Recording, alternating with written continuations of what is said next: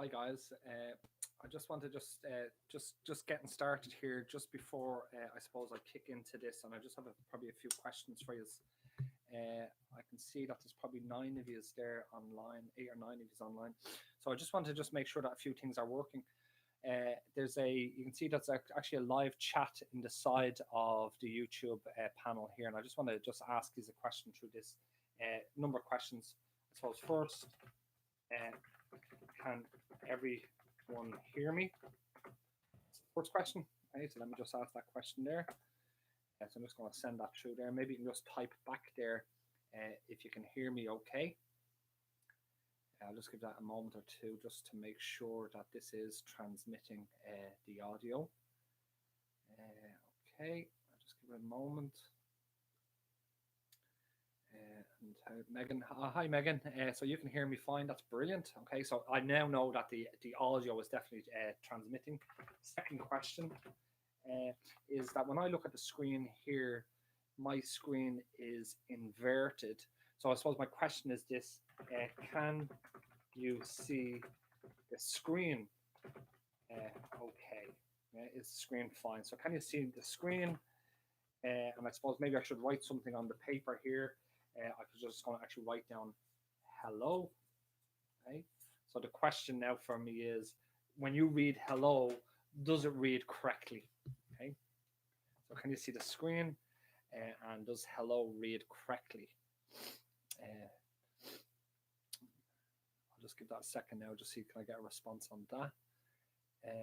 Neve, yes. Oh, brilliant. Okay, so the inverted screen here is just on my view and it's not on your view. Well, that's brilliant to hear.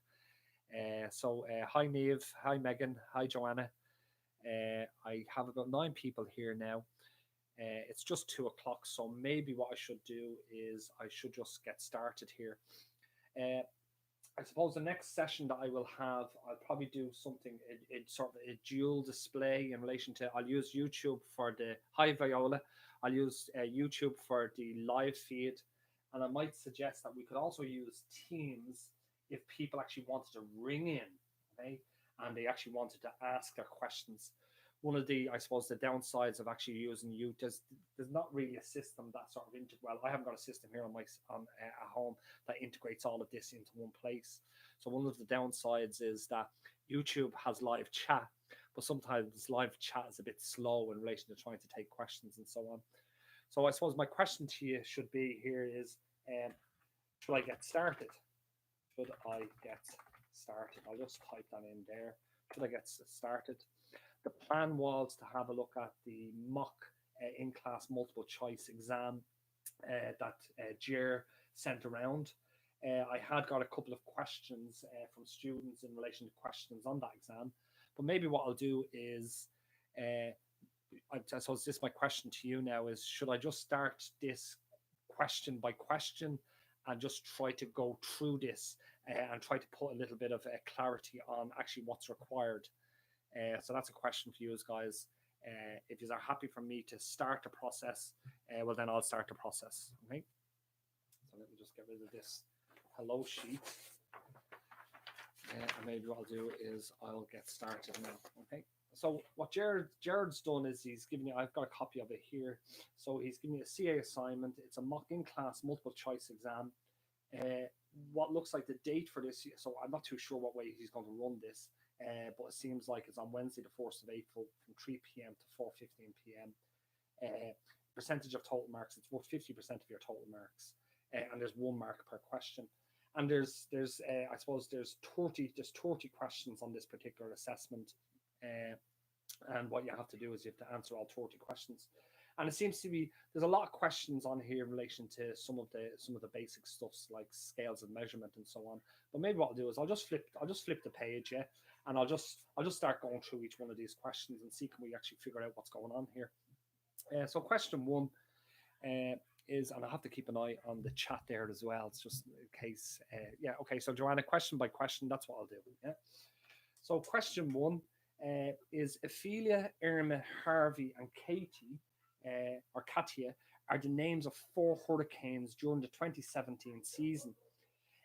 Given only these data, what would this level of measurement be called? Okay, and maybe I'll just reflect on that for a moment. So our scales of measurement, right? So every variable, don't forget, is a variable is simply a question that you ask, and when you ask that particular question, there's responses to the question. And when you look at the responses, when you take any two individual responses, and when you compare them to each other, if you can do certain things with that comparison, well, then they fall into certain levels of measurement. And the certain levels are what's known as nominal, ordinal, interval, and ratio. Right? And the key thing about nominal variables, that's the questions that you're asking, is that when you look at any two responses, there's no natural ordering to them. For example, if I ask somebody what is their gender, okay, well then there's someone responded with male and someone responded with female. There's no way to order them. There's no way to say that males are more important than females or that females are more important than males. Yeah. So variables where there's no natural order to the responses, are called nominal variables. And actually, you can probably see in this question here is that I suppose the question that was asked was, what are the names of the hurricanes? Okay? Or can you give me 4 names of hurricanes? And the names were Ophelia, Irma, Harvey, and Katia. And I suppose they're just names. They're just I suppose qualitative categories. They're just names, and there's no natural order to them. I suppose technically you could probably say that Ophelia was more powerful storm than Irma, which is more powerful than Harvey, which is more powerful than Katia. But just from a pure perspective, they're just people's names or their names of hurricanes, and they fall into what's known as the nominal scale of measurement. Scales of measurement, the ordinal scale of measurement is where you can actually rank things. So where one thing is more important to something else. Technically, the responses to the questions are still categories. But as I said, there's an order to them. So for example, if you were to ask someone to rank their teacher on a scale of, let's say, very bad, bad, indifferent, good, very good, well, then you can see that there's a natural order to them. Very good is more important than good, and so on. And that scale would be what's known as an ordinal scale. Right? So the difference between nominal and ordinal is basically, well, first of all, they're typically categories that are given back. Right? But with nominal, there's no natural order to them. And with ordinal, there are a natural order. Now, there's a little bit more complication in relation to ordinal because you can get numbers back as well, but they're purely categories. The interval scales are when you ask a question and you get a number back. Okay? So, for example, if I was to ask how many brothers and sisters have you got, you can see someone will say 0, 1, 2, or 3. So once you get numbers back, they're either at interval or ratio.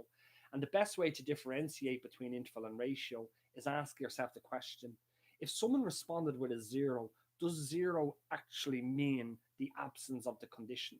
Okay? So what we actually have here is in the ratio, you can see there's an O, So that means that with ratio, the 0 really means the absence of the condition. So for example, when I ask you how many brothers and sisters have you got, if you respond with 0, that truly means you have no brothers and sisters, Okay? If I ask you how much have you got in your bank account and you respond with 0, that truly means you have no money in your account.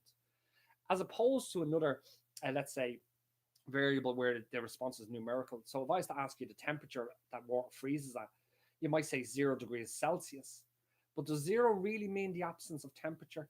It doesn't. So in that case, temperature is measured at an interval level and not a ratio level. Right? But that's just to highlight that there's every variable, every question you ask, there's a meter stick that's used in relation to how we measure it.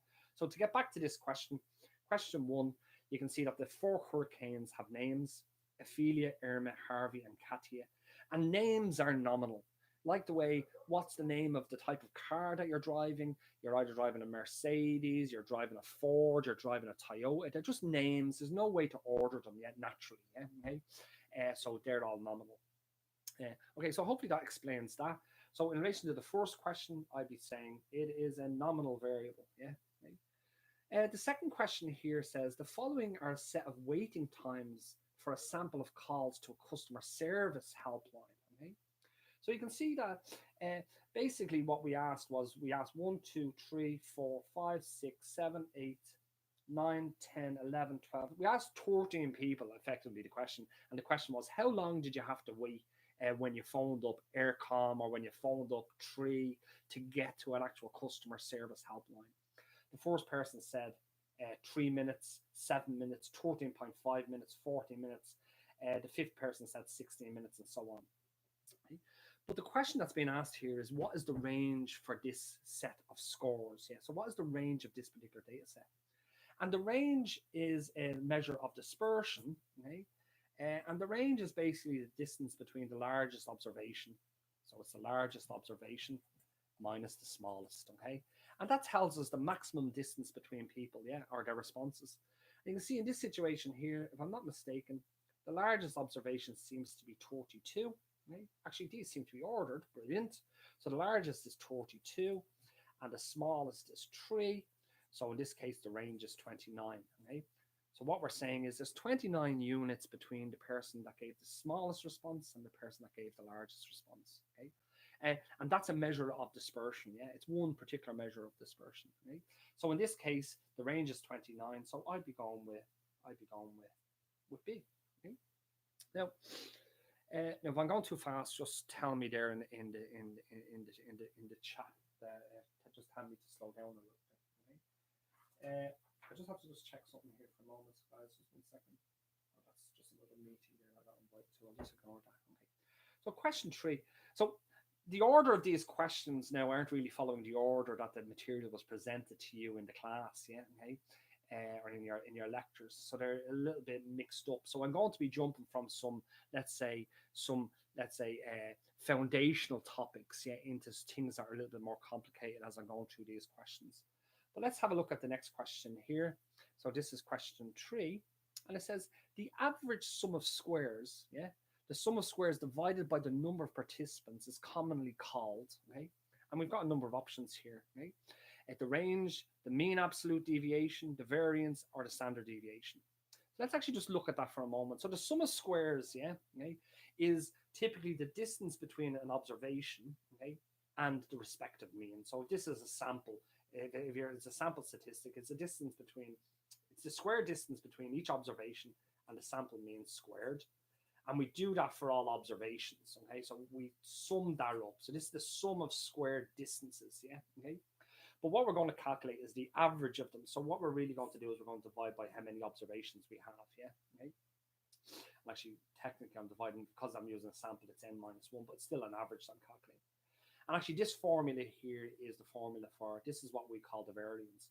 Anytime you divide by how many things you have, you're calculating an average. So look, we're roughly dividing by how many things we have less 1, so we're still calculating an average. And what is this? This is the average squared distance observations are away from the mean value, and we actually call that the variance. Okay, so the variance is the average of the sum of squares. So in this case here, the variance is the average of the sum of squares. Yeah, if I was to get the square root of this, okay,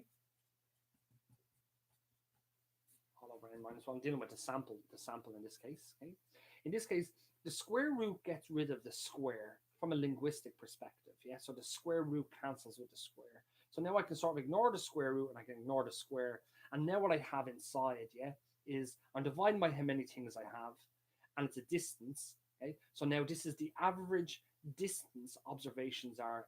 The average distance observations are away from the mean value. Okay, which is the square root of the variance. Yeah, which we call the standard deviation, right? So that's the standard deviation, right? Okay. So that's what D would be. And in this case, this isn't what we're looking for. We're not looking for the average, excuse me, we're not looking for the, I suppose, let me just check this here for a moment. Yeah, so the average sum of squares, yeah, okay. Well, the average sum of squares is commonly called the variance, yeah, right? But the standard deviation is, I suppose, it's, although I'm using it linguistically, the square root to get rid of the square, it also has an effect on this. So it actually reduces the sum of squares as well. But let's not worry too much about that. The mean absolute deviation is simply, okay, so let's say the mean absolute deviation, MAD, yeah, is simply the absolute distance between the observation and the mean value, okay? See, sometimes the observations are less than the mean, in which case when you take them away, when you take the mean away from you, you get a negative value. And sometimes the observations are bigger than the mean, which means when you take the observation away, when you take the mean away from the observation, the value is going to be positive.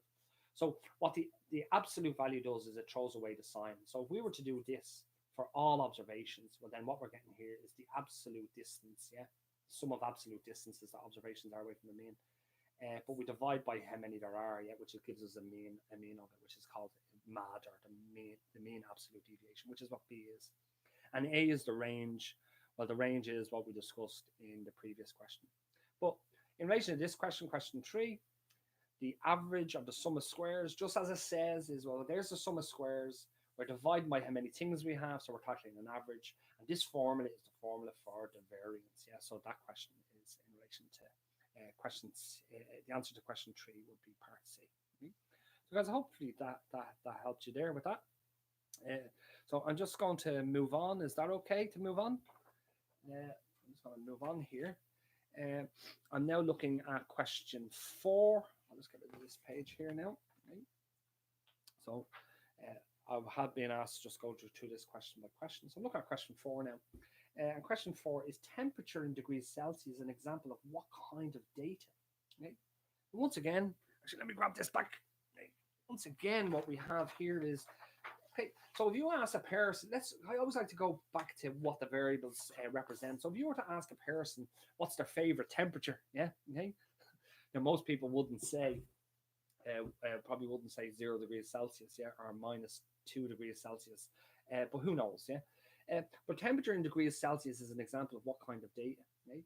Well, let's say we asked a few people that question. Some of their responses, yeah, okay, could be 5 degrees Celsius, 20 degrees Celsius, 0 degrees Celsius, -10 degrees Celsius, who knows, yeah, but it ranges into the negative values and up to the positive values, yeah, if that makes sense.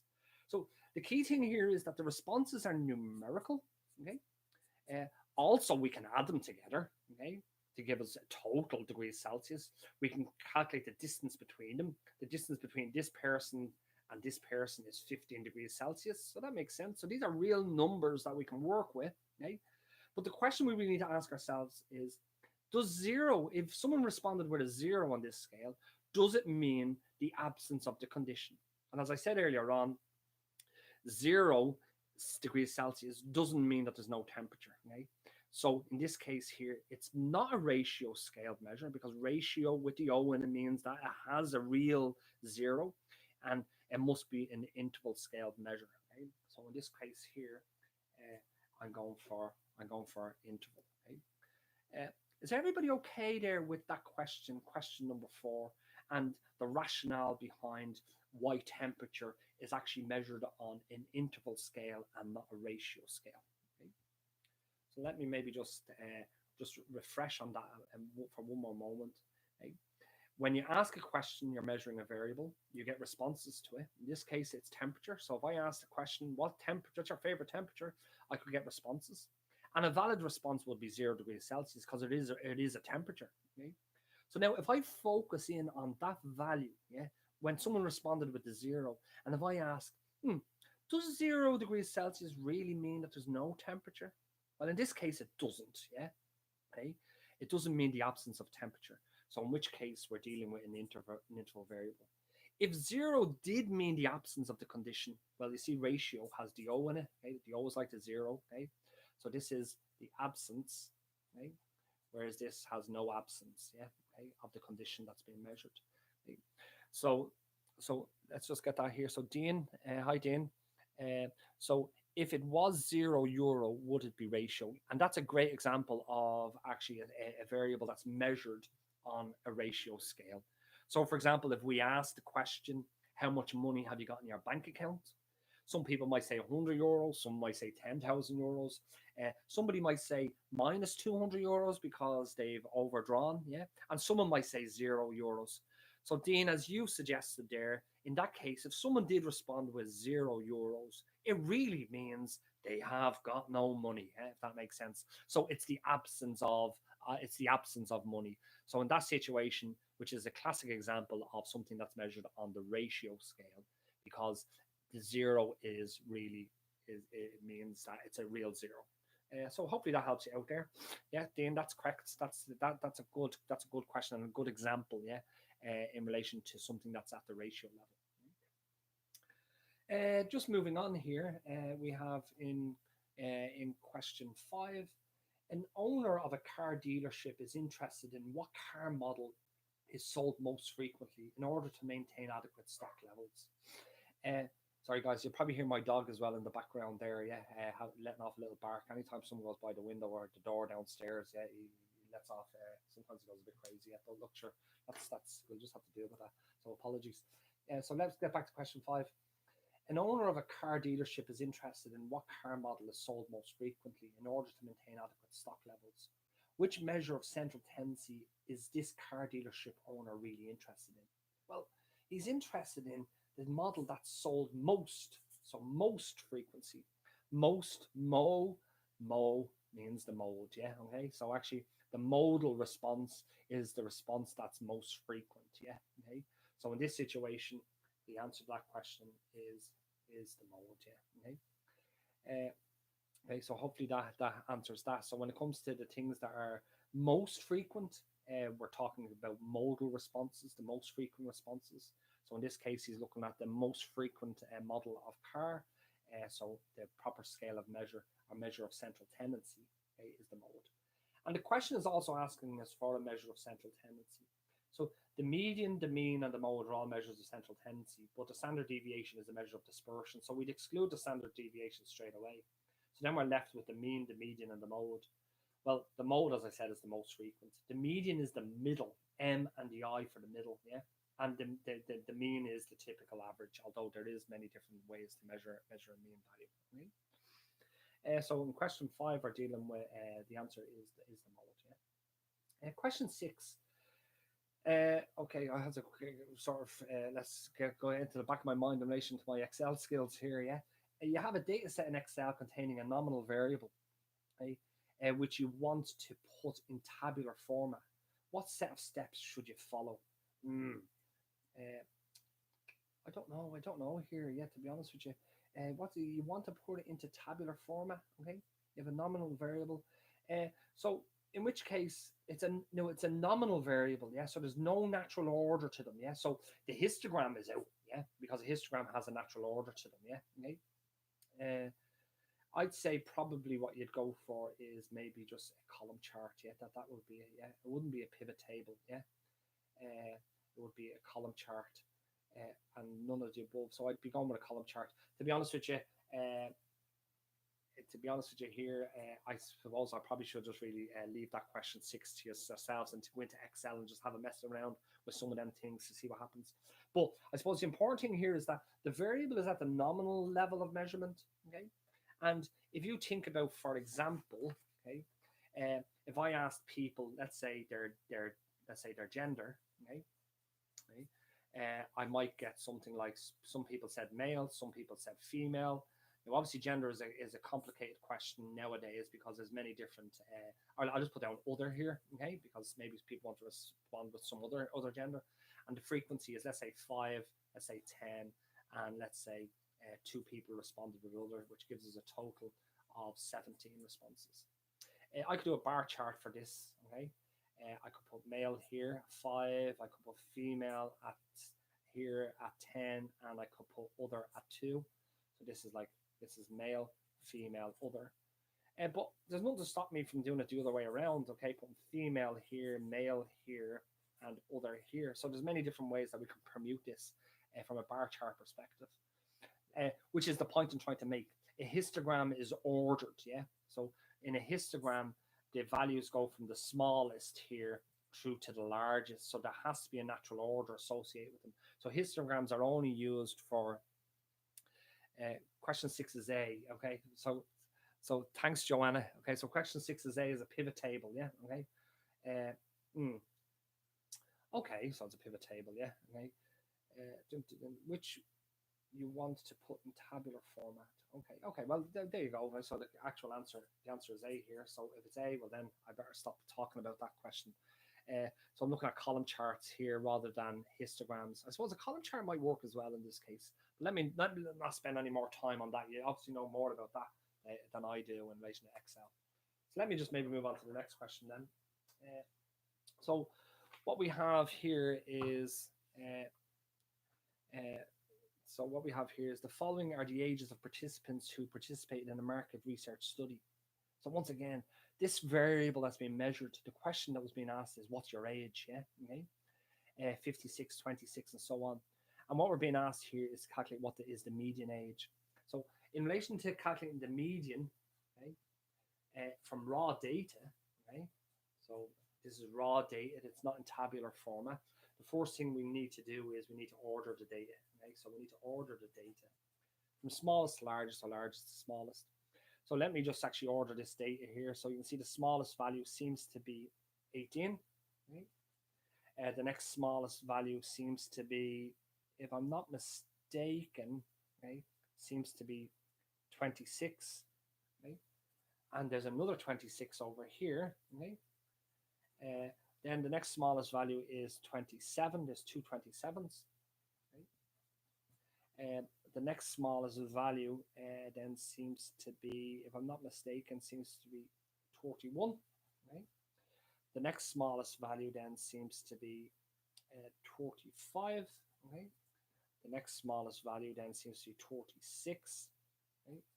The next one then is it 38? It is. It's 38. Okay? The next smallest value then is 42. I have 42. I'll just make this over here. The next smallest value then that we have in this data set is 56. Okay? That's that. And then the final value in the data set is 72. So to calculate the median, what we do is we triangulate in. So we cross off the outliers. So this is actually a good thing about the median, is the median gets rid of outliers immediately. So the median is a good measure when your data set is skewed, because skewedness in your data set is an indicator of outliers. But you can see when you're calculating the median, what you do immediately is you cross off outliers. Yeah, you cross them off one at a time, pairs of outliers on either side. So we keep crossing off like that, one over here and one over here, until we're left with either two in the middle or one in the middle. So depending on whether the data set has an odd number or an even number of values, yeah, even case, which this has 1, 2, 3, 4, 5, 6, 7, 8, 9, 10, 11, 12 observations, an even number of observations, an even sample size. Every time we cross off two, we'll be guaranteed to be left with two in the middle. So what we're going to do is we're going to calculate the average of them. So it's 31 plus 35 divided by 2. And what does that give us? Excuse me, that gives us 66 divided by 2, which is 33. And 33 is halfway between these two values. So that's what the median is. So in this case, we have the answer to that question would be 33. Okay? So it's part C. Yeah. So hopefully that helps out there. I've seen that there's a question later on, yeah, which asks us how to calculate the position of the median value. Okay? So we'll come back to that now in a moment. Yeah, and the question is actually in relation to when there's an odd number of values. Okay? Let's have a look at the next question. Question 8. The following are results for a master's thesis from a class of 10 people. So 10 people submitted their master's thesis, and here are the results. Okay, and the question is, what is the mean thesis result? Okay, now let's just assume this is sample data, just from a symbol perspective. So this is question 8. Okay, so the mean, let's just assume X bar is the sum of the observations divided by how many observations we have. So what we're going to actually have to do here is, sorry, just 1 second. I probably should do this in my head, but just 1 second there, guys. I just want to grab my calculator here. Okay. So what we're going to do is we're going to sum up all of these observations. Okay. So just go to mode 0 here. So I'm going to sum up all the observations. Let's put them headphones back on. So we have it's 45 plus 55 plus 55 plus 58 plus 62 plus 65 plus 66 plus 68 plus 71 plus 78 gives us a total. The total sum of the observations, yeah, okay, is 623. And what did we say? We had 1, 2, 3. Well, we've got 10 observations, yeah. So there's 10 of them. So the average here would be 62.3. So if you want to calculate the average of a set of raw data, just add up all the numbers and divide by how many there are. Yeah. Okay? So in this case, 62.3 is part C. Okay? The next question says the following are results for a different sample of master's thesis. So you can see we've got 1, 2, 3, 4, 5. And the question is, what is the standard deviation of the thesis results? So to calculate the standard deviation, we need to know the mean value. Okay, so we need to calculate the mean of that. I just want to get another sheet of paper here. Let me just move this out of the way. So we need to calculate the mean. Now, the other key part of this question here is that this is sample data. Yeah. Okay. So we need to calculate the mean. So this is question 9. Okay? So the mean, the sample mean, is the sum of all the observations over how many observations we have. Yeah. So when we sum up all of these observations, so we have 48 plus 55 plus 56 plus 57 plus 64. Okay. The total summation is 280. Okay. And we're going to divide that by 1, 2, 3, 4, 5. So when we divide that by 5, we get 56 is the mean value. Okay, so our mean is 56. Okay. So what we need to do is that what we can see is that, let me just draw a little chart here. Yeah, so let's just say the mean value is here is 56. Okay, and we can see that some people have responses. Someone responded at 48, another responded at 45. Okay, sorry, 55. Another responded at 56. Another responded at 57. And another responded at 64. Okay, so you can see the point I'm trying to make here is that, albeit we added up all the numbers and we calculated the average, yeah, the average is the center point, yeah, okay, is that values are dispersed on the left. Some values are smaller than it, okay, and some values are greater than it, but all the values are a little bit of a distance away from it. So if we want to calculate, okay, if we want to calculate the standard deviation for the sample, the formula for the standard deviation of a sample is S. Okay, is equal to, what we do is we take every observation, we take away the sample mean, we square it, and we do that for all the observations and add them up, and then divide by n minus 1, sample size minus 1, and finally we get the square root of that. So to do that in this situation, what I'm going to do is I'm just going to create a quick table. I'm going to list all my observations down this column. This is discrete data. Okay, it's not in categories, it's not in classes, it's not a group frequency distribution. Okay. So it's discrete data. So I'm just going to write the numbers down as I see them: 48, 55, 56, 57, 64. And what I'm going to now do is I'm going to calculate x minus x bar first of all. Okay? Then I'm going to square that. Okay? And then I'm going to sum that up, okay, to give me the top part of the formula here. So what we do is the first observation, the first x is, okay, x are observations, is 48.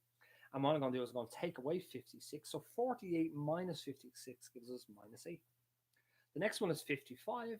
55 minus 56 is going to give us minus 1. The next one is 56. So we have 56 minus 56 gives us 0. So don't worry about that. That's all perfectly fine. The next one is 57 minus 56 gives us 1. And then what we have is we have 64. We have 64 minus 56. Yeah. Okay, is going to give us a value of 8. Yeah, something unusual is actually going to happen here, but let's just work it through. Yeah, just from a team perspective, you can actually see as expected. Yeah, okay, the weights on the left are the same as the weights on the right hand side, which is a consequence, yeah, of the mean being the measure of center. Yeah, so but what we're going to do is we're going to square these values. So don't forget, squares of negatives are always going to be positive numbers, and the squares of positive numbers are also always going to be positive numbers. So we have minus 8 squared, minus times minus is plus, 8 eighths is 64. We have 1 squared is 1, we have 0 squared is 0, we have 1 squared is 1, and we have 8 squared is 64. And then what we're going to do is we're going to sum, because see, we need the sum of the column called x minus x bar squared. Excuse me. So what we're going to do is we're going to sum them up. So we have 64 and 64 gives us 128, and the 1 and 1 is 2, so we end up with 130 here. So we can actually calculate the standard deviation now quite easily. This value here is the sum of the x minus x bar squared column in my table. So that's what's going to go in here. So now I have S, which is the sum of the x minus x bar squared divided by n minus 1. The square root of that is going to be equal to the top. The numerator here is 130. That's what we calculate here. Divided by the sample sizes, there's 1, 2, 3, 4, 5 observations minus 1. Okay? And we get the square root of that. So that's 130 over 4 and the square root of that. So let me just do that in the calculator. So we have 130 divided by 4 gives me a value of 32.5.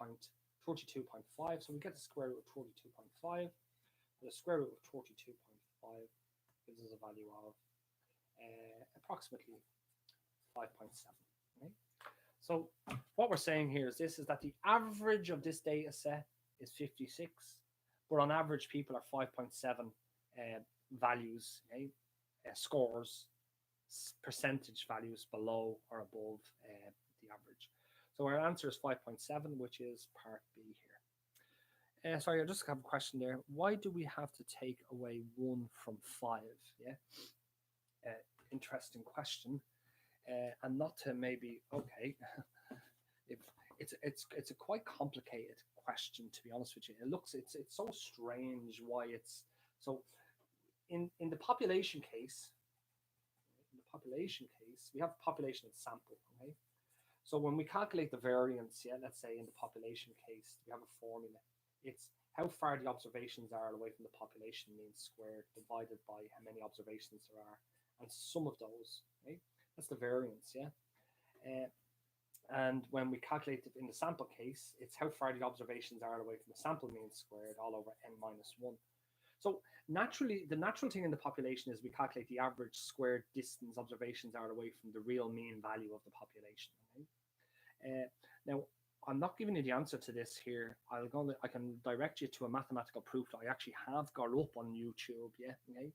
And you'll probably see it in my playlists of looking at the sampling distribution. Yeah, but now what we know is this, is that when we continually take samples from the population, okay, and when we keep calculating from each one of, let me actually write that down here, yeah, right. So here's our population, right? So when I sample from my population, I get a set of values, and what I can do with them is calculate their mean value first of all, yeah. And I continue. You just don't take one sample. You continually take samples, yeah, and calculate the sample means as you go along, yeah, okay. So all the way down, yeah. And what we know is this, is that if we actually look at these sample means, yeah, okay, and if we calculate the average of them, so the average of the X bars, what we know is that that value is equal to the population mean, yeah, for certain, yeah. Okay? But if we were to calculate the variances of these samples, yeah, the S squareds, yeah, okay, and when I calculate the average of them, okay, we don't get the population variance, yeah, okay. We say that the sample variance, sorry, if I divide it by n, yeah, okay, here, we say that the sample variance, yeah, is, well, this variance here is what's known as a bias estimate of the population variance. And the way we, let's say, we account for that biasness is by taking one away from it. And it's a straightforward proof. A little bit, I suppose, not straightforward, yeah. There is a proof that I have got up online that will answer that. But now, in the sample case, we always calculate our average by reducing our degrees of freedom by 1, yeah. Okay?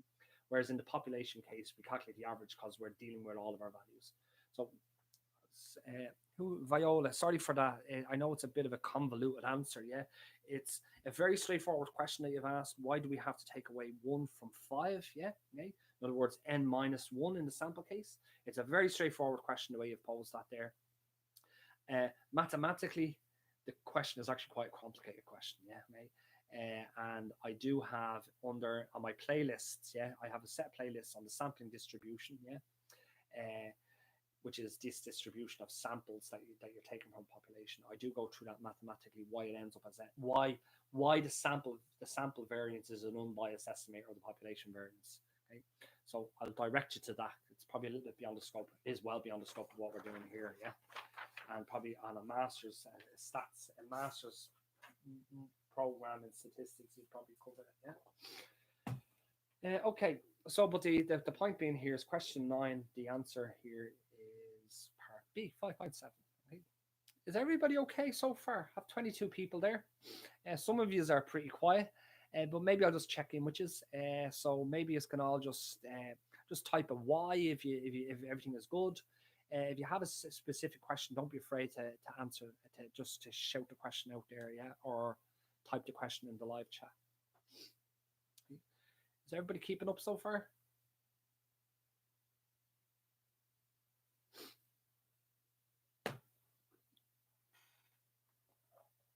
Or I should have really asked, are there any more questions? So, hi Mark, that's good.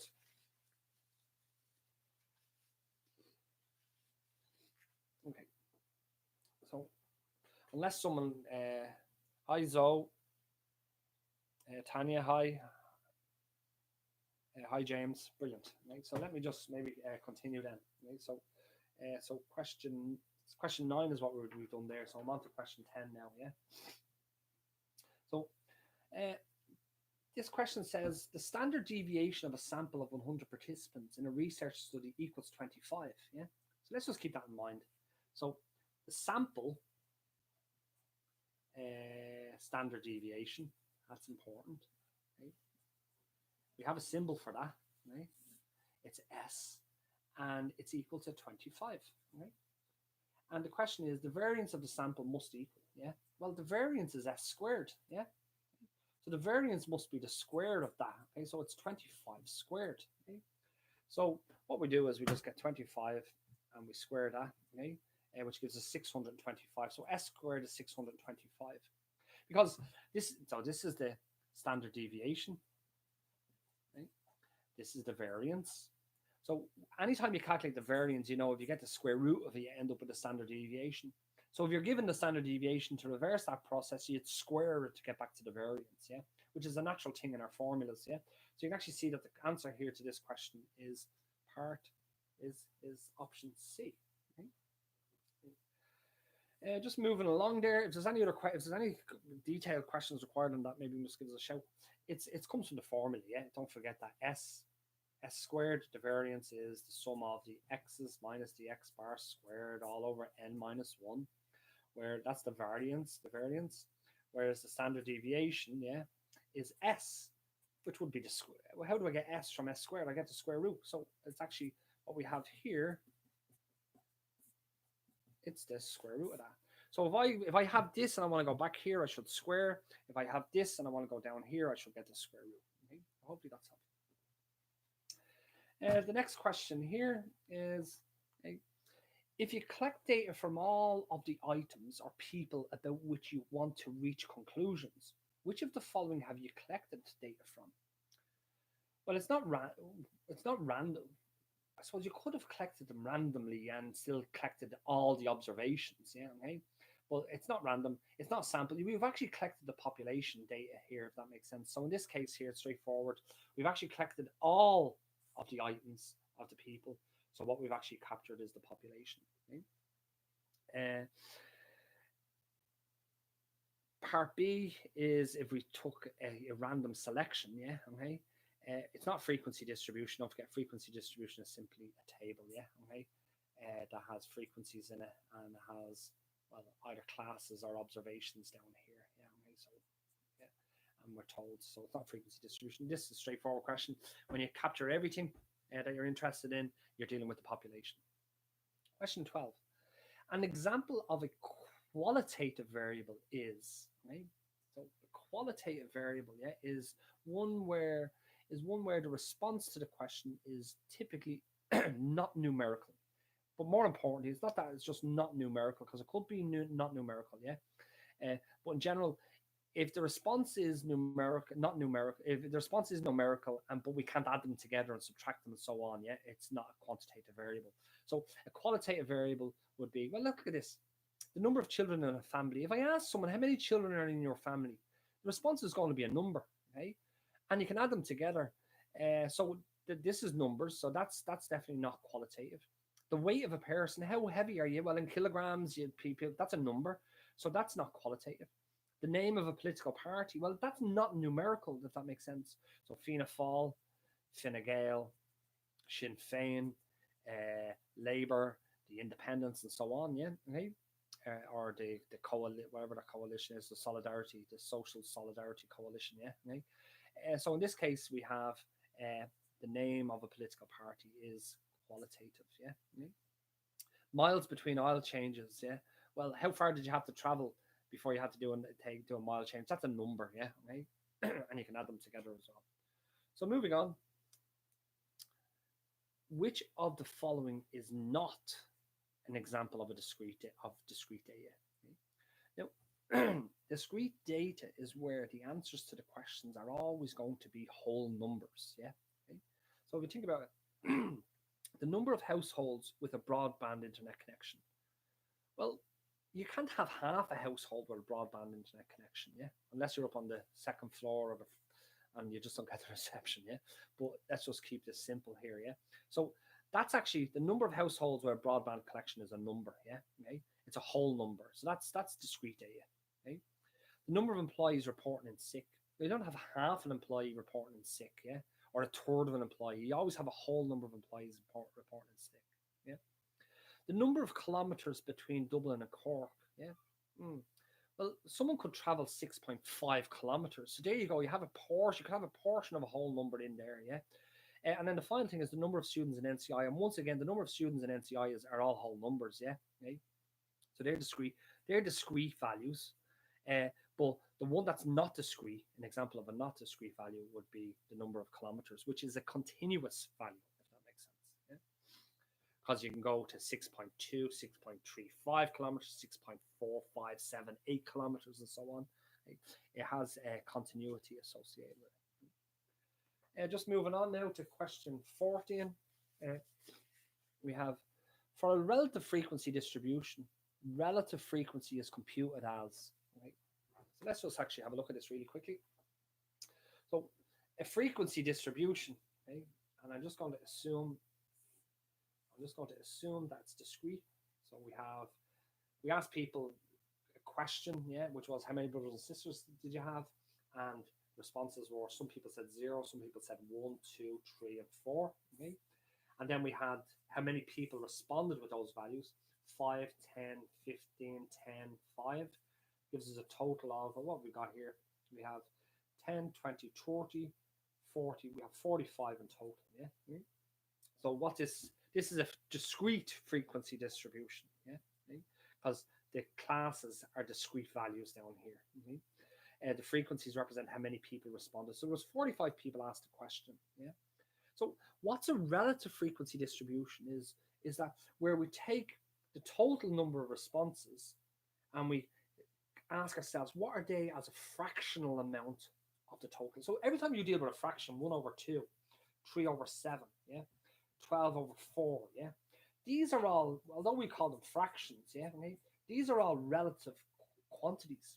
1 is relative to 2, 3 is relative to 7, yeah. Okay? There's 3 sevenths, yeah. There's 12 fourths, yeah.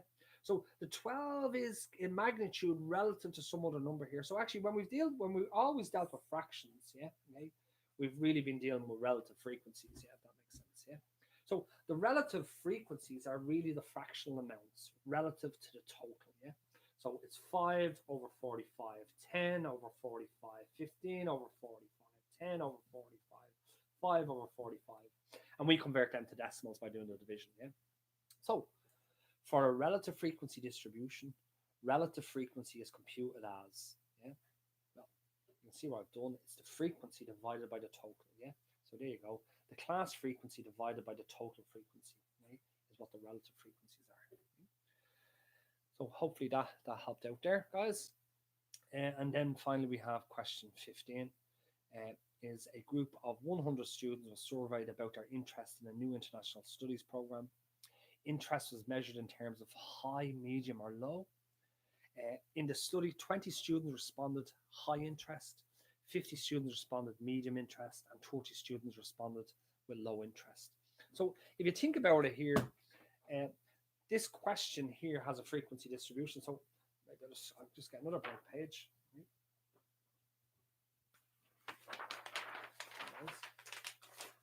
Out of the way. So this question now, the question that we asked was people's interest in an international study, yeah, so a program of study, okay, and the responses were you either had low interest, medium interest, or high interest, if that makes sense, yeah, right? And what we had then is we know the frequencies, how many people responded with these categories.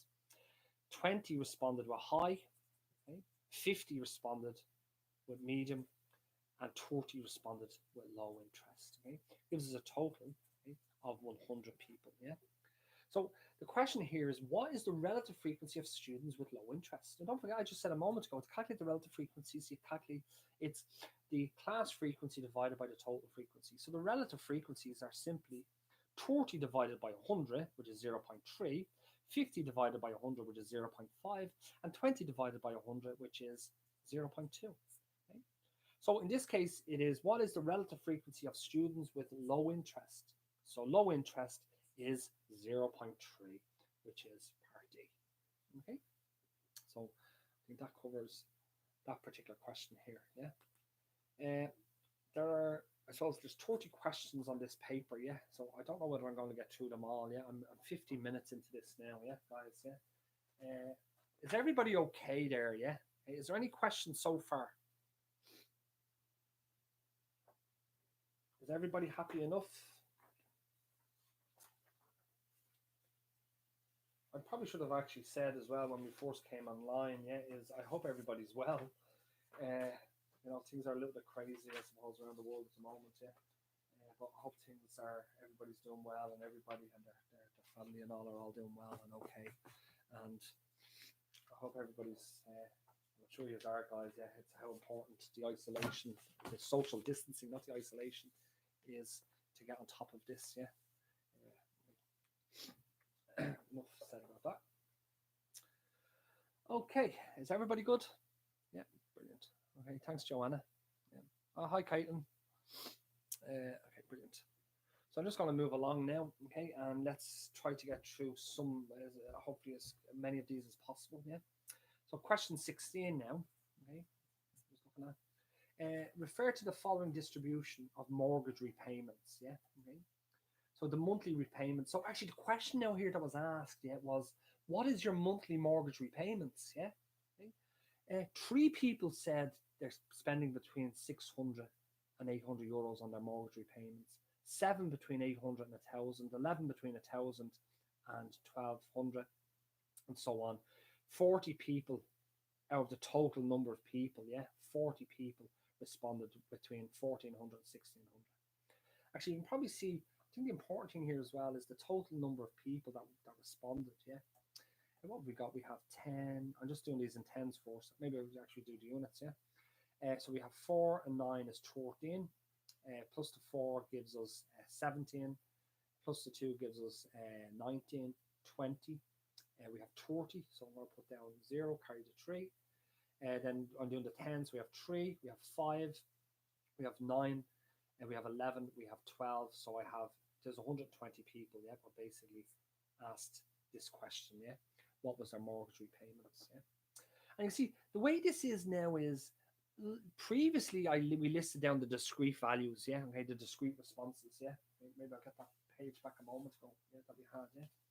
You see the responses were discrete values, yeah. But when you have so many different responses, yeah, it doesn't make sense to have a distribution that lists all the possible responses, because more than likely everybody's response here is some people have to pay, you know, 675 euros and 22 cents regularly each month, yeah. And it's variable as well. It could be fixed, yeah. So what we do is we create classes here, yeah. So this is called these are groups or classes or intervals, and you can actually see the distance between the lower bound and the upper bound is 200. The distance between 800 and 1,000 is 200. 1,000 and 1,200 is 200. The distance, all the distances seem to be, they're all 200. Which is the question 16 is what is the class interval? The class interval is the distance between the lower and the upper bounds, okay, typically. And in this case, they're 200, okay? So the class interval, yeah, the class interval, or width, we should really say, yeah, is equal to the lowest bound minus the upper bound, yeah, okay? Or the upper bound minus the lowest bound, yeah, which gives us 200 in this case, yeah? So I hope that's okay. What type of chart will best represent the frequency distribution presented in question 16? Yeah. So the best chart, yeah, we always have our frequencies along the vertical axis, and then our classes go along here. And you can see that they're ordered. The smaller classes are here, followed by the next larger class, followed by the next one, and so on. There is a natural order to them. Okay. There's a natural order to them. They're continuous. There's no gaps between them. Yeah. So the best chart to use in that case is a histogram. So we use histograms. Don't forget, I suppose the responses weren't categories. Sorry, the responses were not categorical. They weren't nominal values. Yeah. Okay. And so we don't have the option of, as I said earlier on when I showed the bar charts, we could actually present this in a number of different bar charts. We could have low, medium, and high. We could do, well, I suppose there's a natural order to them, isn't there? So actually ignore that, yeah. But my point being here is that these responses are got to do with a quantitative variable, yeah, and they're put in categories, but there's a natural order to them, yeah, and there's no gaps between them, so it's continuous also. So the appropriate chart to use is a histogram. A bar chart is typically used for when we're dealing with a nominal variable. A scatter plot is when we have two variables, yeah, and we want to look at the relationship between them. A bivariate situation. A histogram is used when we have a single variable, and a time series plot is used when we have time. So we don't have time, we don't have two variables here. There wasn't two questions asked, yeah, and we don't have nominal data. So what we're left with is a histogram, yeah. Right? So hopefully that helps there, guys. So in this case, it's part C. Moving along. In constructing a frequency distribution, the approximate class interval width is computed as, yeah? So the class interval width, yeah, okay, is, well, the class interval width is the range of the data set divided by how many classes we require, yeah, effectively, yeah, okay. So you can actually see that part A, B, and C is the maximum value minus the minimum value, maximum value minus the minimum value. So both of them are ranges. The part C is the minimum minus the maximum. It is a range, but it's obviously flipped from an it'll be negative, yeah, but still a range, yeah. If you got the absolute value of it, it makes sense, yeah. And then this one here is the maximum value. So it has to be the range, yeah. So we have the options now are A and B, yeah. A and B are options, yeah. And what we need to divide the range by is how many classes we want, yeah, okay. So not the sample size. So actually the answer here is part A. Okay? I have a video up in relation to constructing group frequency distributions, yeah. So maybe you should watch that, and I go into that in a little bit more detail, yeah. Question 19. For a data set with an odd number of observations that have been sorted from smallest to largest, where is the median value located? Yeah. So let's just have a look at that visually. Yeah. So let's just do that. Question 19, and let's try to work this out here. Yeah. Right? So if we look at this here, let's assume, yeah, okay, let's assume that the sample size, yeah, okay, it has to be an odd number of observations. So let's just start off with, we could start off with 1, yeah. Okay. Let me just throw 1 away. Let's start with 3, 5, 7, and so on, yeah. Okay. So these are possible sample sizes, and they're odd, yeah. And if you think about, if we have a sample of size 3, there's 3 observations, yeah. And the median is, well, where is it? It's at the second position, yeah. Okay. When there's 5, 1, 2, 3, 4, 5, you can see that it's at the third position, yeah. And when it's 7 observations, we've ordered them now, 1, 2, 3, 4, 5, 6, 7. The median is in here. It's at the 4th position, yeah, when we've ordered the data set. Okay. So it's definitely not n. So you can see that in this situation here, when n, the sample size is 3, the median is at the 2nd position. It's not at 3. Okay. When the sample size is 5, it's at position 3. So it's not. So it's definitely not n. What about n over 2? Well, 3 divided by 2 is 1.5. So you can actually see in this situation, yeah, the median is at the 2nd position, not at 1.5. So that couldn't be the case. What about n plus 1 divided by 2? Let's try that. N plus 1 divided by 2. So n is 3. 3 plus 1 is 4. Divided by 2 gives us 2. Oh, that matches. The median is at the 2nd position. What about the next one? We have 5 plus 1 is 6. Divided by 2 gives us 3. So the median should be at the 3rd position, which it is, yeah? And then we have 7 plus 1 gives us 8, divided by 2 gives us 4. And you can see that the median's at the 4th position here. So actually, the appropriate thing here is part C, yeah? So you can probably see in this situation, what I'm trying to give you here is a strategy. Yeah? Is that, look, it's okay sometimes not to know the answers to these questions straight off. But if you try to problem solve them and just rationalize in relation to what are the answers that are being provided, what are the options being provided, and try a process of elimination, yeah, you'll naturally arrive at the right answer. Right? Question 20 here is, just check and see if there's any questions there. No, there's not. Okay, everybody's good. Question 20 is, the mean as a measure of central tendency would be inappropriate for which one of the following? ages of employees in a company. It's okay. Don't forget, you could take everybody's age. You could calculate their average. Yeah, that'd be all right to do. Income of liars, they're numbers as well. You could add all them up and divide by how many there are. Yeah, that's all good. The number of pages in statistics books. So you could go into the library, you could take one statistics book down at a time. You could list how many pages there are. So now you have a set of numbers, which is how many pages are in the books, and you could calculate the average of them.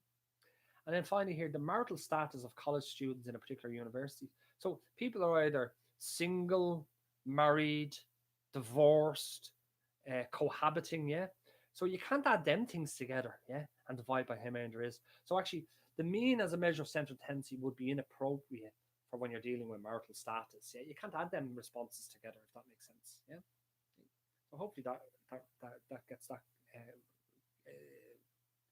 Hopefully that demystifies what's going on there. Question 21. Consider a set of data from a population with n is equal to 10. So there's 10 observations. The mean for this set of data is 50. The sum of squares is 6552. What is the variance? Yeah, interesting. Yeah. Let me just move this page out of the way here. Okay. So what is the variance? Yeah. Now, the important thing here is this, yeah, is that he's asked you in this question, yeah, in relation to population, right? So we also have, it's a population, okay, not a sample. So the variance is sigma squared, and it's equal to the sum of squares, x minus mu, the distance now from the population mean squared, divided by how many things we have. So he's telling us the sum of squares is 6. See, the sum of squares, yeah, is 6552. So in this case, the variance would be 6552 divided by n, which is 10, which gives us 655.2. So the variance in this case, the var, this is question 21, okay? The var would be 655.2. If he asked us, he could do this again, you could ask a different question. You could say, what is the standard deviation? The standard deviation. Okay? So he still provided you with all the information, yeah, okay? But what you would do in that case is we take it a step further and we calculate sigma, we get the square root of 655.2. Okay? Another thing you could change is instead of asking about population, okay, you could ask that it's sample data, okay? In which case we would calculate s squared, which would be the sum of squares, don't forget it's sample data, so it's from the sample mean, divided by n minus 1. So you divide by 9 instead of 10. So if he's going to be setting you as a paper and if he wants to change this around a little bit, yeah, they're the types of changes that you could make, yeah. But anyway, question 21, the answer is D. Yeah. Moving along now, we have, let's see, what is the standard deviation for the data presented in question 21, right? So, well, there you go, right? So the data presented in question 21, we've just calculated the variance, right? We calculated the variance to be equal to 655.2. Well, the standard deviation, as I said, is the square root of 655.2. Let's do that. Square root of 655.2. That gives me a value of 25.6 to one decimal place. Yeah. Okay. So that question here, which is question 22, gives us 25.6. Oh, yeah, to one decimal. Well, he gives us two decimals there. Yeah. Okay. Well, look, there it is. There is part C. Yeah. Okay. Which is that. Okay. So hopefully that answers that question here. So that was a nice follow on from the previous question, which is what we sort of, without looking ahead, is what we sort of strategized. Yeah, that would be a reasonable thing to do, is to change things up. But maybe the change that would appear now in the actual assessment that you're going to get will probably be dealing with samples rather than populations. Let's have a look at the next question. You can see, how would you describe the shape of this distribution? Well, it has a tail. There's a tail pointing in the positive direction. So this is a positively skewed distribution. So in that situation, we have a positively skewed distribution. As opposed to, it doesn't look like this. It doesn't look negatively skewed. And also, it doesn't look symmetrical, okay? So just to keep that in my mind. So negatively skewed, symmetrical. Okay? A uniform distribution would be that all the bars are the same height. Yeah, that's uniform. So it's none of them. Okay? It's actually positively skewed. Just moving along now. Question 3. Question 24. It says in the distribution displayed in question 3 above, question 23 above, which of the following statements would be true? Okay. Now, let's have a look at this here. Now, there's actually been some research done into this, this particular type of, let's say, characteristic, and it's not actually always true. So there are research papers that say that the comparison of the mean to the mode to the median doesn't always necessarily tell you the shape of the distribution, as in whether it's positive or negatively skewed or symmetrical. It doesn't always tell us the right answer. It's a good rule of thumb. So let's see. So we know that this is positively skewed. And what we know about positively skewed distribution, is this. Well, let's look at a symmetrical distribution. In a symmetrical distribution, the mean is down the middle, the median is down the middle, and the mode is down the middle. In other words, the mean equals the mode and equals the median. They're all the same value in a symmetric distribution.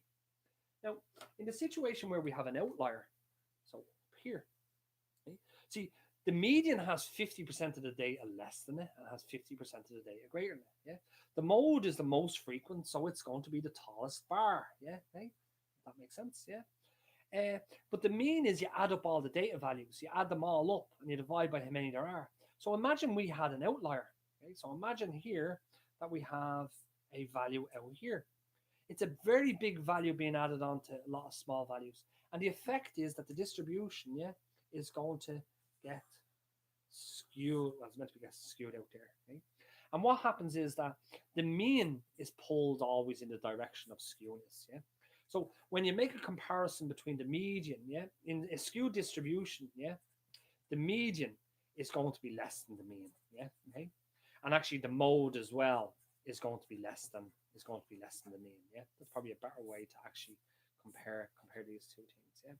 So the mean, median, and mode will be the same. No, because the distribution is positively skewed. That's only true for symmetric distribution. The mean will be greater than the median and the mode. Yes, that is true. The mean will be bigger than the median and the mode. So that is actually true here. The mode will be greater than the mean and the median. No. The mode is the tallest bar. That's where the most frequent things would be. The median will be greater than the mean. No, because the mean is pulled in the direction of the outlier. So actually the answer here to that question is part B. If that was a negatively skewed distribution, well, then the mean would be pulled to the left and would be less than the median and would be less than the mode. So guys, hopefully that sort of helps you with that question there. Just wondering, is there any questions on that in relation to that explanation? Does that make sense? See, the median is just a count of values. So irrespective of whether it's an outlier or not, it just contributes to the count. And the median is half the values are above it and half them are below it. And it doesn't matter where this value is. It could be further out in that direction out here. It still counts for one of the half of the values that are on this side of the median compared to the half of values that are on that side of the median. Excuse me. Okay. So everything is good here. Just moving along here now. Okay. So it's the probability question here now. Now, has he given us totals? He sort of has given us totals. He's given us all, there's totals down here and here totals here. Brilliant, So this is what's known as a contingency table, You have two variables. You have the month down here, and I suppose across here you have the county, and the question here is question 25 is refer to table 1 above and calculate the probability that a house was sold in September given that it was sold in County Wicklow. But the first thing is this, is the simple probability. The probability of an event is simply equal to the number of favorable outcomes divided by the number of possible outcomes. Now, if I just wanted to know what the probability was that a house was sold in September, yeah, don't forget the total number of houses sold, yeah, was 5,141. So the probability that the house was sold in September would be, well, how many houses were sold in September? It was 463. Okay? Relative to what? Relative to 5,141. Right? Now, but that's not the question he's asking. He is telling you that you're given some information. So this is a conditional probability. So we want to know what's the probability that the house was sold in September, given, okay, that the house was sold in County Wicklow. Okay? Okay? So anytime you're given, like if you were in NCI, yeah, and if I asked you to go and find somebody, yeah, okay, let's say for argument's sake that we wanted to find Joanna in NCI, yeah, and let's say Zoe, I'm going to ask you to go and try to find Joanna in NCI, yeah. Well, you'll go and you'll start looking on the ground floor, the first, the second, third, and the fourth floor to try to find Joanna, yeah. Okay? And you have a chance of locating Joanna in the building, yeah. Now, if I tell you to go and find Joanna on the third floor, well, you're just going to go and you're going to look on the third floor. So I've given you some information with respect to where Joanna can be found, if that makes sense, yeah. So in this question here, the given piece of information is that the person should be found in Wicklow, yeah. The house being sold is in Wicklow. So what we need to concentrate on, okay, what we now need to concentrate on is concentrate just on the floor called Wicklow, which is down here. We're going to concentrate on this. And now the question is, out of these people, what's the probability that was sold in September? Well, you can see that we have 119 relative to 1345. So in this case, we end up with 119 people, 119 houses sold in September in Wicklow out of the 1,345. Yeah. So the important thing here is that anytime you're given a piece of information, you need to concentrate on that piece of information. It's either a column or a row in the table. And what you do is you just box off that row or that column and concentrate there, and then go and find out how many of these things there are in that column or that row relative to the total number of things that are in that column and that row. Okay? So in this case here, we have 119 divided by 1345, which gives us a value of 0.09, yeah? Okay? Oh, well, it's 0.088, which is 8.8%. Okay? Next question. In a distribution, the second quartile corresponds to which of these? Yeah, it corresponds with the mean, median, mode, or variance. Yeah. Well, let's think about it. So this is question 26. Okay. So let me just ask you here: is everybody okay with question 25? That's not my dog. Yeah, that's the neighbors. Yeah. Is everybody okay with question 25 there, guys? Yeah.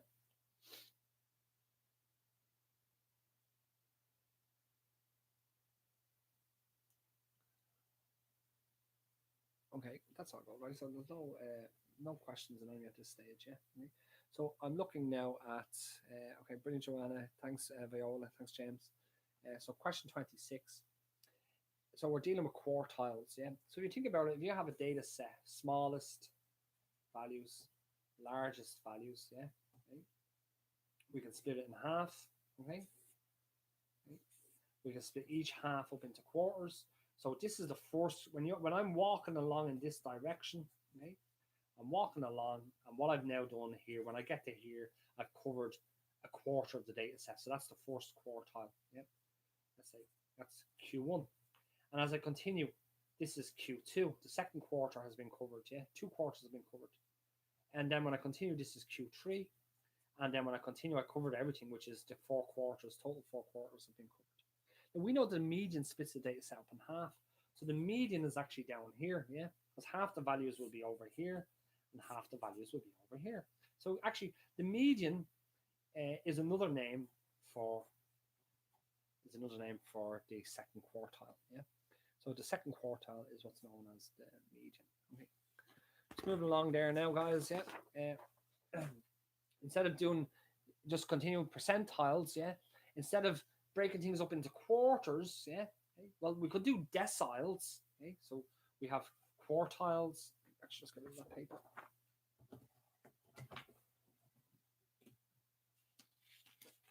Okay? So we could have. Sorry, just 1 second, guys. I just want to grab some more paper there. Yeah. Because otherwise, the light from the camera.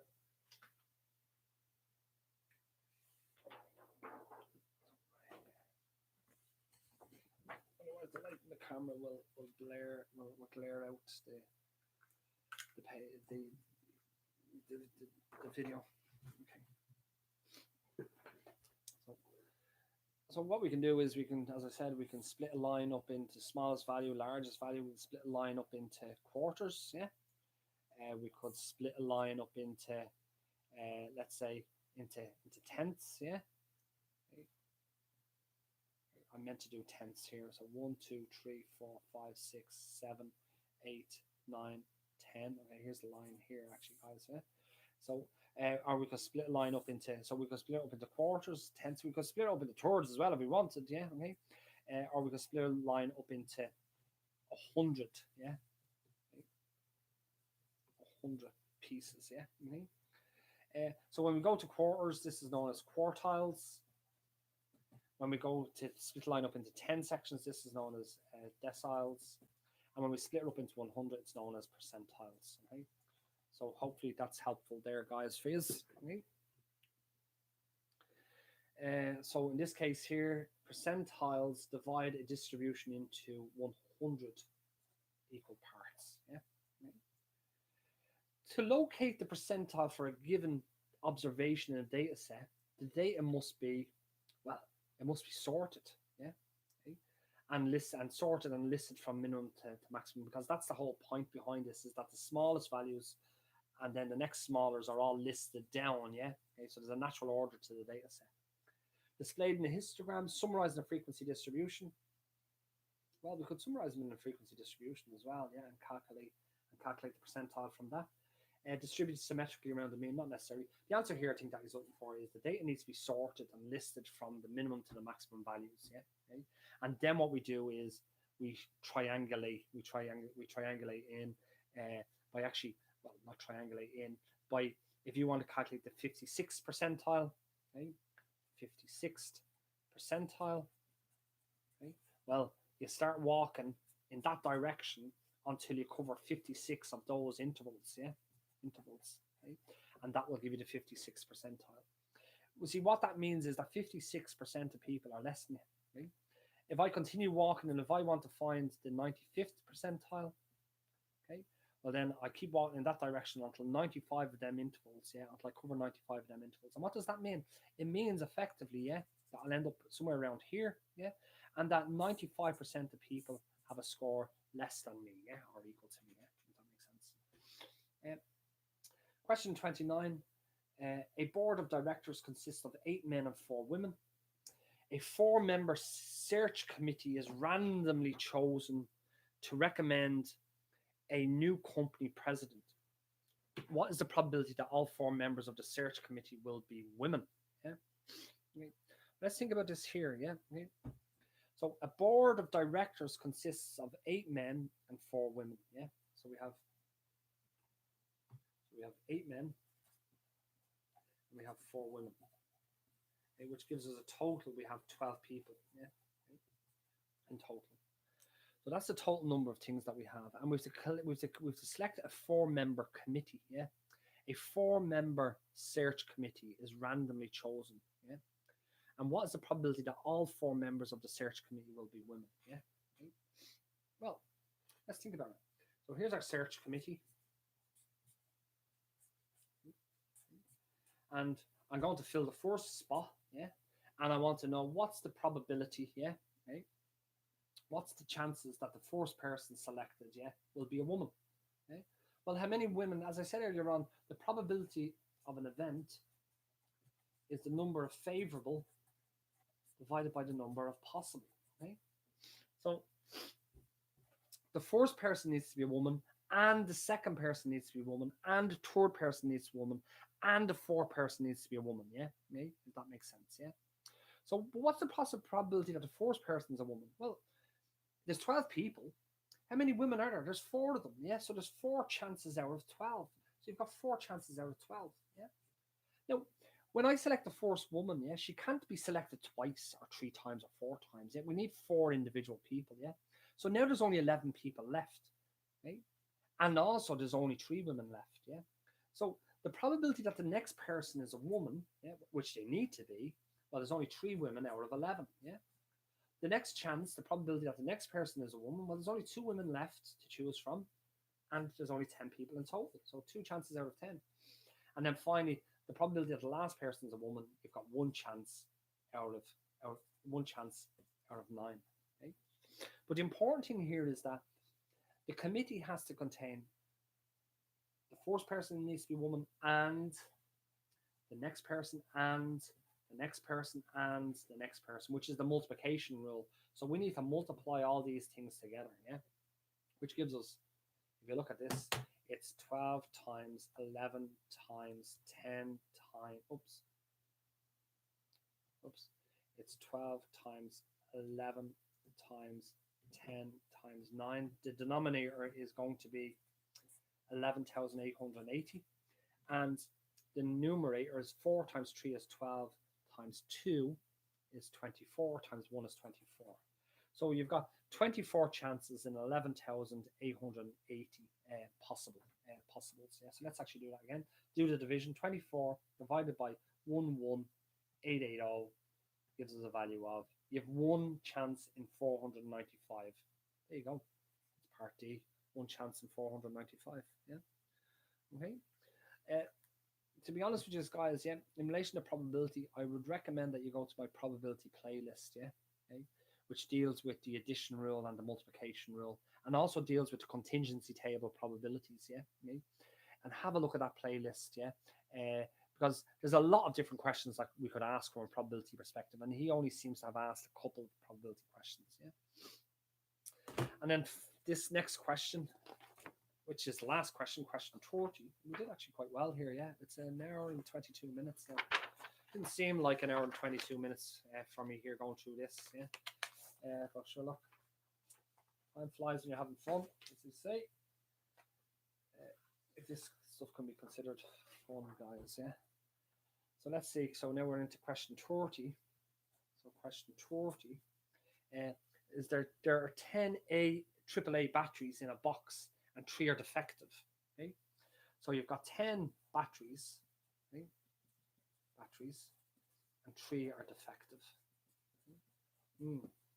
And 2 batteries are selected without replacement. What is the probability of selecting 3 defective batteries in a row? So this is like what we had a moment ago. Right? You can do this from a binomial perspective as well, yeah. Right? So we know that the first battery was defective. Okay? 2 batteries are selected without, 2 batteries are selected without replacement. Yeah, that's important. Without replacement, okay, means that when I select the first battery, there's only 9 batteries to select from for the next chance. When I select the second one, it doesn't get put back in. There's only 8 batteries to select from for the third battery. Yeah. So let's have a look at this. So 3 are defective. This is the same as the previous question, guys. Yeah. Okay. So what's the probability? Let's just, we've got 10 batteries. What's the probability of a defective battery? Okay, of a defective battery. Okay. Well, for my first choice, there's 10 batteries there, and there's 3 defective. So I've got 3 chances in 10. Yeah. So no, I didn't put that battery back in, and it was defective. So there's only 9 batteries left. So the next one, there's 9 batteries, okay, and there's 2 defective batteries, yeah, left. So we've got 2 chances on the second go. Two possibilities on the second go to get a defective battery, but there's only 9 batteries left. Now, on the third go, yeah, the previous 2 batteries weren't put back in and they were defective, yeah. So you've only 1 defective left out of 8. So there you go, guys. So what do we end up with? We end up with, and we have to get 3 defective. So the first needs to be defective, and the second and the third, yeah. So it's the product of these probabilities. So it's the probability of it being defective, that the 3 batteries are defective, is going to be equal to 10 times 9 is 90, and we have 90 times 8 gives us 720. So you've got 720 chances, yeah? So 720 possible ways, yeah? 3 times 2 times 1 gives us 6. You have 6 chances in 720. So it's 6 divided by 720 gives us, that's equal to 1 in 120. So you have 1 chance in 120, which is option C. Okay, guys, it's 3:30. I can hear the cattle calling me downstairs, yeah, so I probably have to run down and get myself a cup of coffee or something like that. But anyway, just to ask us really quickly, this should be available for you to go back through. And I can see there's still 19. There was 19, 20, 21 people. It's great that you all stead through this, yeah. But I hope that this was helpful for you guys, yeah. I really do. I know that this can be a little bit daunting, yeah, especially the way things are going now. But I think the main thing here is just to do the drill. The stuff, albeit it might seem a little bit complicated, yeah. If you just take your time going through this stuff, yeah, you can manage to get through it. But I hope that this stuff was helpful for you. And thanks for tuning in. I'll just maybe wait for a moment to see is there any specific questions that you might have, yeah. And Viola, I hope that covered some of the questions that you had as well.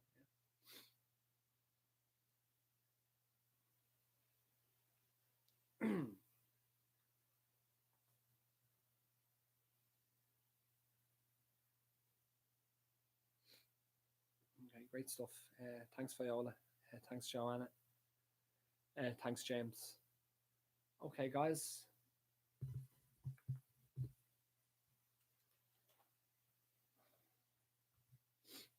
So if there's no specific questions, what I'm going to do is, thanks, James. Yeah, good luck with CA, everyone. Yeah. So James said good luck to everyone there with CA.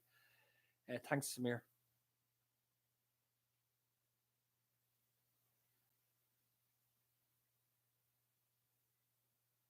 Okay, what I'm going to do now, guys, is all the best. Yeah, and actually all the best with your CA as well from me. Yeah.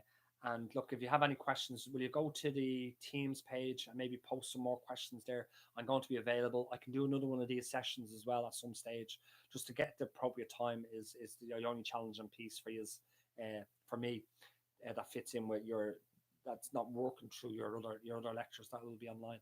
But I mean, thanks guys for tuning in, and chat to you soon. As I said, just send me questions, yeah, either through YouTube or through the team site that I've sent up. Okay, thanks guys. Bye bye.